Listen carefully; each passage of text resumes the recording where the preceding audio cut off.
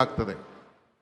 ಹಿಂಗೆ ಇಡೀ ರಾಜ್ಯದ ಜನತೆ ನಮ್ಮ ಪ್ರತಿಯೊಂದು ಹೆಜ್ಜೆಯನ್ನು ಕೂಡ ನೋಡಿದ್ರು. ಕೃಷಿ ಕಾಯ್ದೆ ಬಂತು. ಕೇಂದ್ರ ಸರ್ಕಾರ ಕೃಷಿ ಕಾಯ್ದೆಯನ್ನು ನಮ್ಮೆಲ್ಲರ ಹೋರಾಟದಲ್ಲಿ ಬೆಂಗಳೂರಿನಲ್ಲೂ ಕೂಡ ಹೋರಾಟವನ್ನು ಮಾಡಿ ವಾಪಸ್ ತೆಗೆದುಕೊಳ್ಬೇಕಾದಂಥ ಒಂದು ಪರಿಸ್ಥಿತಿ ಅನಿವಾರ್ಯತೆಯನ್ನು ಬಂತು.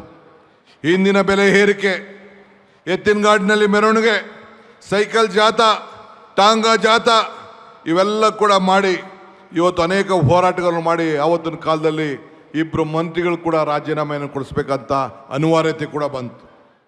ರಾಷ್ಟ್ರಧ್ವಜ ಅಪಮಾನ ಮಾಡಿದಂಥ ಈಶ್ವರಪ್ಪನವ್ರಿಗೂ ಕೂಡ ನಾವು ರಾಜೀನಾಮೆ ಕೊಡಿಸ್ಬೇಕಂತ ಒಂದು ಪರಿಸ್ಥಿತಿ ತಾವೆಲ್ಲ ನೋಡಿದ್ರಿ. PSIನಲ್ಲಿ ಆಕ್ರಮಣ, ಸೋನಿಯಾ ಗಾಂಧಿ ಅವ್ರ ವಿರುದ್ಧ ಕೊಟ್ಟಂಥ ಕಿರುಕುಳ, ಇವತ್ತು ರಾಹುಲ್ ಗಾಂಧಿ ಅವರಿಗೆ ಮಾಡಿದಂಥ ಅನೇಕ ಖಂಡನೆಯ ಪ್ರತಿಭಟನೆ, ಇವತ್ತು ನಮ್ಮ ಸಂಸತ್ ಸದಸ್ಯರನ್ನೆಲ್ಲ ವಿರೋಧ ಪಕ್ಷದವರು ನಮ್ಮನ್ನ ವಜಾ ಮಾಡಿ ಅವ್ರಿಗೆ ಮಾಡಿದಂಥ ಅವಮಾನ, ಇದೆಲ್ಲದೂ ಕೂಡ ಗಮನದಲ್ಲಿಟ್ಕೊಂಡು ನಾವು ಹೋರಾಟವನ್ನು ಮಾಡಿದೆವು. ಬಂಧುಗಳೇ, ಈ ದೇಶದಲ್ಲಿ ನೀವು ಕೂಡ ಇತಿಹಾಸವನ್ನು ಸೃಷ್ಟಿಸಿದ್ದೀರಿ. 75 ಲಕ್ಷ ಕಾಂಗ್ರೆಸ್ ಪಕ್ಷದ ಸದಸ್ಯರನ್ನಾಗಿ ಜವಾಹರ್ಲಾಲ್ ನೆಹರು ಅವರ 75 ವರ್ಷದ ಏನು ಒಂದು ಆಚರಣೆ ಇತ್ತು, ನಮ್ಮ ಕಾಂಗ್ರೆಸ್ ಪಕ್ಷದ ಆಚರಣೆ ಇತ್ತು, ಸ್ವಾತಂತ್ರ್ಯ ಆಚರಣೆ ಇತ್ತು. ಅವರ ಹುಟ್ಟಿದ ಹಬ್ಬ ಮೆಂಬರ್ಶಿಪ್ ಡ್ರೈವನ್ನು ಮಾಡಿ ಇಡೀ ದೇಶಕ್ಕೆ ಒಂದು ದೊಡ್ಡ ಸಂದೇಶವನ್ನು ಕಟ್ಟಿ 75 ಲಕ್ಷದ ಮೆಂಬರನ್ನು ತಾವೆಲ್ಲ ಮಾಡಿದ್ರಿ. ಇದು ಈ ದೇಶದಲ್ಲಿ ಒಂದು ಇತಿಹಾಸ. ಈ ದೇಶದಲ್ಲಿ ಇತಿಹಾಸ. ನಾವು ರೈತರಿಗೋಸ್ಕರ ಕೃಷ್ಣೆ, ಮಾದಾಯಿ, ಕಾವೇರಿ ವಿಚಾರದಲ್ಲಿ ಹೋರಾಟವನ್ನು ಮಾಡಿದು.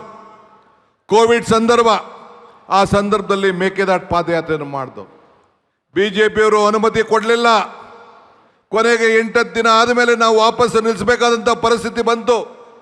ನಮ್ಮ ನೀರು ನಮ್ಮ ಹಕ್ಕು, ಹೆಜ್ಜೆ ಮೇಲೆ ಹೆಜ್ಜೆ ಹಾಕಿ ವಾಪಸ್ ನಿಲ್ಲಿಸಿ ಮತ್ತೆ ಅದನ್ನು ಕೂಡ ಸಂಗಮದಲ್ಲಿ ಬಂದು ಮಲ್ಲಿಕಾರ್ಜುನ್ ಖರ್ಗೆ ಅವರ ಅಧ್ಯಕ್ಷತೆಯಲ್ಲಿ ಅವರು ಉದ್ಘಾಟನೆಯನ್ನು ಮಾಡಿ ಇವತ್ತು ಏನು ಮೇಕೆದಾಟು ಪಾದಯಾತ್ರೆ ಮಾಡಿದ್ದು ಈ ರಾಜ್ಯದಲ್ಲಿ ಅದು ಒಂದು ಐತಿಹಾಸಿಕವಾದಂಥ ಪುಟ. ಇನ್ನು ಮುಂದಿನ ದಿನದಲ್ಲಿ ಆದರೆ ಏನಾಗಿದೆ, ಬದಲಾವಣೆ ಏನಾಯಿತು, ಯಾವ ರೀತಿ ಹೋರಾಟವನ್ನು ಮಾಡಿದ್ದೇವೆ, ನಮ್ಮ ನೀರು ನಮ್ಮ ಹಕ್ಕು ಹೋರಾಟ ಎಲ್ಲಿಗೆ ಮುಟ್ಟಿದ್ದೇವೆ ಅಂಥೇಳಿ ಮುಂದಿನ ದಿನದಲ್ಲಿ ನಿಮ್ಮ ಹತ್ರ ಅದನ್ನು ಚರ್ಚೆಯನ್ನು ನಾನು ಮಾಡ್ತೇನೆ. ಚಿತ್ರದುರ್ಗದಲ್ಲಿ ಐಕ್ಯತೆ ಸಮಾವೇಶವನ್ನು ಮಾಡಿದು.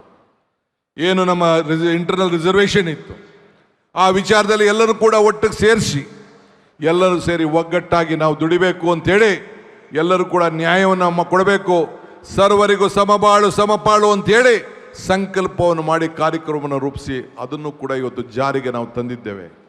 ಹಂಗೆ ಪ್ರತಿ ಹಂತದಲ್ಲೂ ಕೂಡ ಪ್ರಜಾಧ್ವನಿ ಬಸ್ ಯಾತ್ರೆ, ಇವತ್ತು ಅನೇಕ ಯುವಕರು ಉದ್ಯೋಗದ ವಿಚಾರದಲ್ಲಿ ಮಾಡಿದಂಥ ಹೋರಾಟ ಇವೆಲ್ಲ ಕೂಡ ತಾವೆಲ್ಲ ಕೂಡ ಗಮನಿಸಿದ್ದೀರಿ. ಹಿಂಗೆ ಒಂದೊಂದಲ್ಲ ಎರಡಲ್ಲ, ಈ ರೀತಿ ನಾವು ಹೋರಾಟವನ್ನು ಮಾಡಿ ಪ್ರಜಾಧ್ವನಿ ಕಾರ್ಯಕ್ರಮವನ್ನು ಇಟ್ಕೊಂಡು ಬೊಂಬಾಯಿಗೆ ಇವತ್ತು ಬೆಳಗಾಂಗೆ ಹೋಗಿ ಗಾಂಧಿ ಬಾವಿಯಲ್ಲಿ ಹೋಗಿ ನೀರನ್ನು ತೆಗೆದು ರಸ್ತೆಗೆ ಚೆಲ್ಲಿ ಆ ನೀರನ್ನು ತೆಗೆದು ಚೆಲ್ಲಿಗೆ ಕಸವನ್ನು ಗುಡಿಸಿ ಅಲ್ಲಿ ಹೋಗಿ ಚಿಕ್ಕೋಡಿಯಲ್ಲಿ ಮೊದಲನೇ ಗ್ಯಾರಂಟಿ ಗೃಹ ಜ್ಯೋತಿ ತಮ್ಮೆಲ್ಲರ ಮನೆಯಲ್ಲೂ ಕೂಡ ಉಚಿತವಾಗಿ ಬೆಳಗಬೇಕು, 200 ಯೂನಿಟ್ ಕೊಡಬೇಕು ಅಂತೇಳಿ ಕೊಟ್ಟನ್ನ ಮಾತನ್ನು ಕೂಡ ನಾವು ಮೊದಲನೇ ಗ್ಯಾರಂಟಿ ನಿಮ್ಮ ಮನೆಯ ಜ್ಯೋತಿ ಬೆಳಗಬೇಕು ಅಂತೇಳಿ ತೀರ್ಮಾನವನ್ನು ನಾವು ಮಾಡಿದ್ವು. ಹಿಂಗೆ 10 ರೀತಿ ಹೋರಾಟ. ಇದು ನನ್ನ ಹೋರಾಟ ಅಲ್ಲ, ಸಿದ್ದರಾಮಯ್ಯನವ್ರ ಹೋರಾಟ ಅಲ್ಲ, ನಿಮ್ಮೆಲ್ಲರ ಹೋರಾಟ, ನಿಮ್ಮೆಲ್ಲರ ಶಕ್ತಿ ಇವತ್ತು ಈ ರಾಜ್ಯದಲ್ಲಿ 136 ಸೀಟು ಗಳಿಸಲಿಕ್ಕೆ ಅವಕಾಶವನ್ನು ಇವತ್ತು ತಂದಿದೆ. ನಾನೊಬ್ಬ ಮಾಡಲಿಕ್ಕೆ ಸಾಧ್ಯ ಇಲ್ಲ, ನಾನೊಬ್ಬಂದು ಅಲ್ಲಿ ಸಿದ್ದರಾಮಯ್ಯನವ್ರದ್ದಲ್ಲ. ಈ ವೇದಿಕೆಯಲ್ಲಿರುವಂಥ ಎಲ್ಲ ನಾಯಕರುಗಳು, ನೀವಿರುವಂಥ ಎಲ್ಲ ಕಾರ್ಯಕರ್ತರು ಹಗಲು ರಾತ್ರಿ ದುಡಿದಿದ್ದೀರಿ. ಇದೇ ಮಧ್ಯದಲ್ಲಿ ರಾಹುಲ್ ಗಾಂಧಿಯವರು ತೆಗೆದುಕೊಂಡಂಥ ದಿಟ್ಟ ಹೋರಾಟ, ಇದೊಂದು ಇತಿಹಾಸ, ಒಂದು ಐತಿಹಾಸಿಕ. ಮಹಾತ್ಮ ಗಾಂಧೀಜಿಯವರು ದಂಡಿ ಯಾತ್ರೆ ಆದಮೇಲೆ ಮತ್ತೆ ಈ ದೇಶದಲ್ಲಿ ಒಂದು ಹೋರಾಟ, ಒಂದು ಯಾತ್ರೆ ನಡೆದಿದೆ ಅಂತಂದರೆ ಭಾರತ್ ಜೋಡೋ ಯಾತ್ರೆ. ರಾಹುಲ್ ಗಾಂಧಿಯವರು ಕಾಶ್ಮೀರಿಂದ ಕನ್ಯಾಕುಮಾರಿವರೆಗೂ ಏನು ಪಾದಯಾತ್ರೆ ಮಾಡಿದ್ರು, ಆ ನಮ್ಮ ರಾಜ್ಯದಲ್ಲಿ 23 ದಿನಗಳ ಕಾಲ ಶ್ರೀಮತಿ ಸೋನಿಯಾ ಗಾಂಧಿಯವರು ಬಂದು ಹೆಜ್ಜೆ ಹಾಕಿ ಸಾಕ್ಷಿ ಆದರು. ಆ ಸಾಕ್ಷಿ ಸಮಯದಲ್ಲಿ ನಮ್ಮ ಮಲ್ಲಿಕಾರ್ಜುನ್ ಖರ್ಗೆ ಸಾಹೇಬರು ಒಬ್ಬ ಬ್ಲಾಕ್ ಕಾಂಗ್ರೆಸ್ ಅಧ್ಯಕ್ಷರಾಗಿದ್ದಂಥವರು ಈ ದೇಶದ ಮಹಾತ್ಮ ಗಾಂಧೀಜಿಯವರು ಯಾವ ಸ್ಥಾನದಲ್ಲಿ ಕೂತಿದ್ರೋ ಆ ಸ್ಥಾನದಲ್ಲಿ ಮತ್ತೆ ಅವ್ರಿಗೆ ಅಧಿಕಾರವನ್ನು ಕೊಡುವಂಥ ಒಂದು ದೊಡ್ಡ ಅವಕಾಶ ಈ ಕರ್ನಾಟಕ ರಾಜ್ಯದಲ್ಲೇ ನಾವು ನೀವೆಲ್ಲ ಸೇರಿ ಮತ ಚಲಾಯಿಸುವಂಥ ಐತಿಹಾಸಿಕ ಘಟನೆ ನಡೀತು. ರಾಹುಲ್ ಗಾಂಧಿ ಅವರು ಕೂಡ ಬಳ್ಳಾರಿಯಲ್ಲಿ ಮತವನ್ನು ಹಾಕುವಂಥ ಒಂದು ದೊಡ್ಡ ಸುವರ್ಣ ಅವಕಾಶ ನಡೆದು ಶ್ರೀ ಮಲ್ಲಿಕಾರ್ಜುನ್ ಖರ್ಗೆ ಅವರು ACC ಅಧ್ಯಕ್ಷರಾಗಿ ಇವತ್ತು ನೇಮಕಗೊಂಡರು. ಇದೆಲ್ಲ ಇತಿಹಾಸ.